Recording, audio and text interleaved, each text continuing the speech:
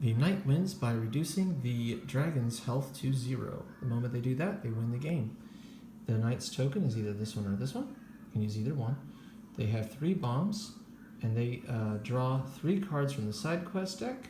And the moment during their turn, the moment they have completed one of these, they flip it over. They gain grit, which is listed here, how much grit it is, and then they may draw a new one to replace it. Their health is here. They have 3 stats: movement, perception, or encounters, and strength. Movement is how many squares they can move on their turn.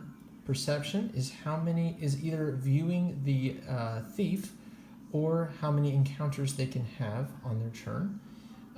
And strength is self-explanatory. Grit is the bread and butter of the knight. Right now, their grit is at 0.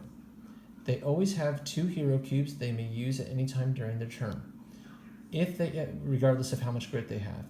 If they, let's say they gained 4 grit from something, they would go to 1, 2, 3, 4. They still only have 2 hero cubes, but let's say they gain 2 grit after that. They'd go 1, 2. You now have 3 of these hero cubes, which you may use on your turn.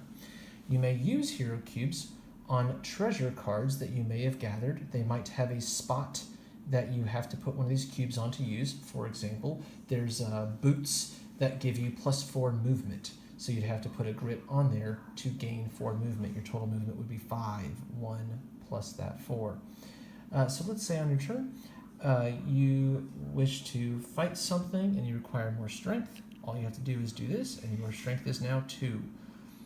Let's say you moved 1, but you want to move more than 1. You would take a hero cube that you have available, put it here. Your movement is now 3. Let's say you had an encounter. You can totally do that. But let's say you want to have another encounter. You may use one of these to put it there to give yourself another encounter. However, you may want instead to put one on your shield, or to use which prevents you from being moved.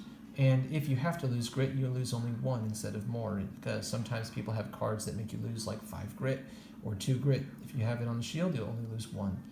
You can place it on the ancient map to move through walls.